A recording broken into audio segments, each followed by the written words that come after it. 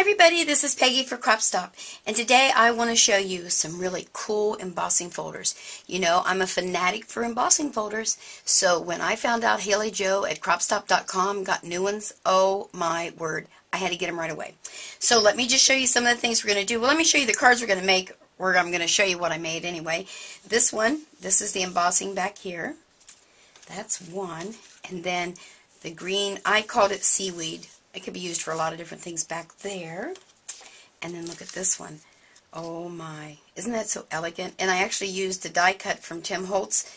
What is that one called? I'll have to look at the name. I all of a sudden forgot. It's a card. There you are. And then this one I put a lot of energy into with my bling. Isn't that beautiful? Look at this background.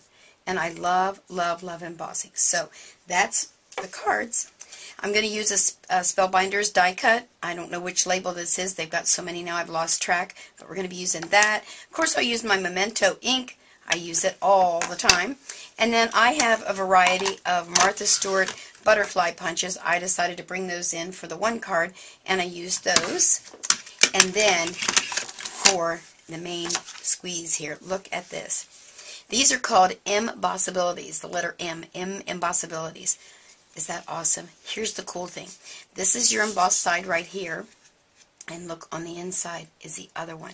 So you are going to get two for the price of one.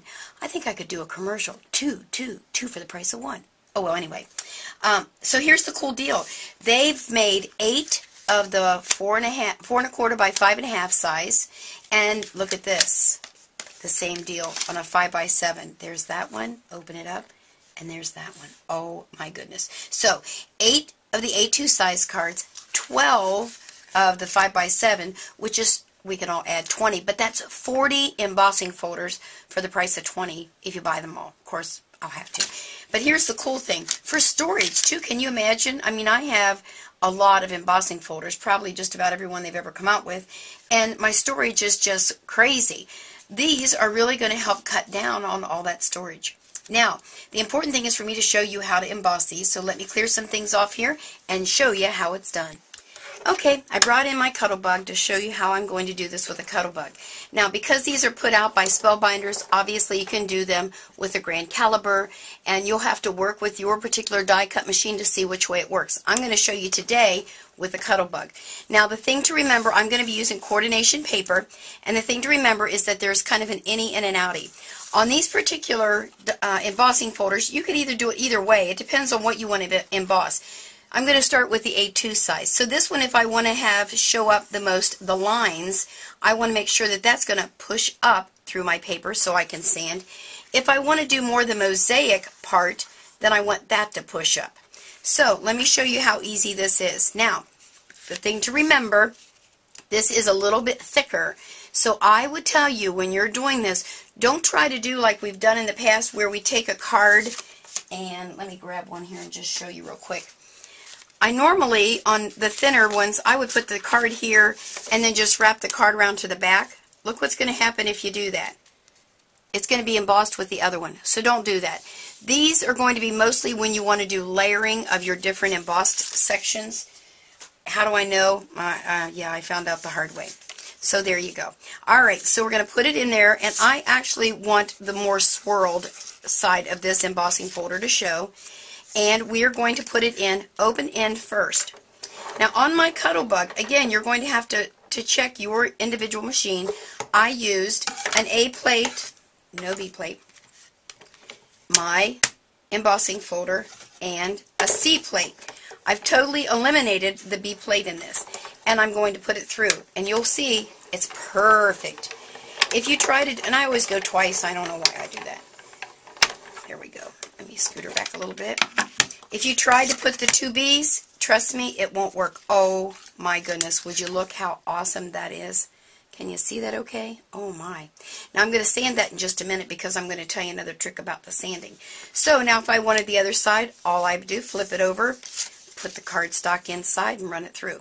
Okay? Let me just do one of the big ones so you can see the difference in prints. Let's see. I think I want this one this time.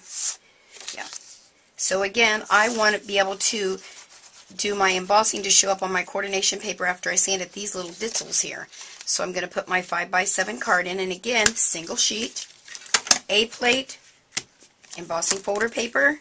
Open end goes in first with my C plate. Let me bring that back in a little bit. Oop, gotta have it straight, Peg. Well, gotta get it in there straight. Sometimes I have to stand up when I'm trying to do the video because I'm trying to do it on my craft mat, and that just doesn't work. Alright, let me move that out of the way.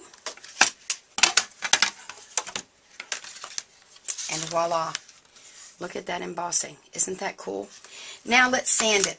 Let me tell you something that I have learned, unfortunately, the hard way. That's pretty much how I learn everything, I think. I'll bring this down a little bit. I always have a craft mat. And for a long time, I wasn't paying attention. And when I would have my coordination paper, I would sand right on there. Well, guess what? I messed up 2 of my craft mats with the sanding paper. So I now take a sheet of paper and put under there. This will just tear up your craft mat. So please, please, please learn from my mistakes. So let me just show you.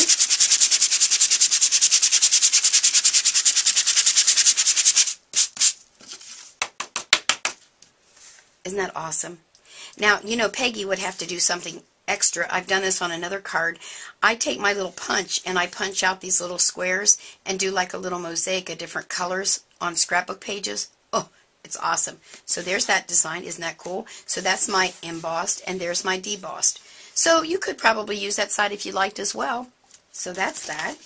This is the one that's kind of turned out to be my favorite, the swirl one. Now I actually did this, and I'll show the card again, in the blue because it kind of reminded me of those shells. I'm not too smart about shells, what their names are, but they're the ones that are circular. Is it cochlea or something like that? Or is that the ear? Oh well. You all will know what I'm talking about. Alright. Isn't that awesome?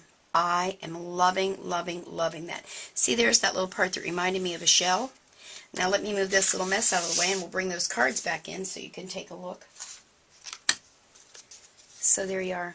So there's the background there. And what I did on this particular one, I embossed it on white, and I did the ink pad to paper technique and just rubbed it right over the top of that. Is that awesome or what? And my stamp says something about smelling the salt of the ocean. So, you know, it's kind of reminding me of those shells. So there's that one. And again, I loved these little turtles. And when I saw this background, I thought about seaweed. Maybe it doesn't look like seaweed to everybody, but I remembered having this little stamp, and it says, do what you love and do it often. And I do my crafting, stamping, embossing, all kinds of good stuff. I'll just show you these one more time. Now this one's a little bit different. Did you notice here, I took one of my Spellbinders, and after I embossed, I cut out a section of it and put printed paper behind it just to give it a totally different look. I've seen quite a few folks out there doing it, so thank you for coming up with the idea, all you people that think outside the box before I do. That's awesome. And then this one is turned out to be the glitter one, I guess, because of all the little bling I had to put on there. See, I used the reverse side of that embossing paper, or I'm sorry, coordination paper, and I did sand it just a little bit just to give it a little bit of a brushed look. So there you are. So make sure to stop over to Crop Stop. Remember, they're going to have 20 of these, so you'll have to look at all of them and pick the ones you love the best, or pick them all. So they have 5x7 and A2 size card, and they're called M-Bossabilities because they're the boss. All right, you have a great day. Bye.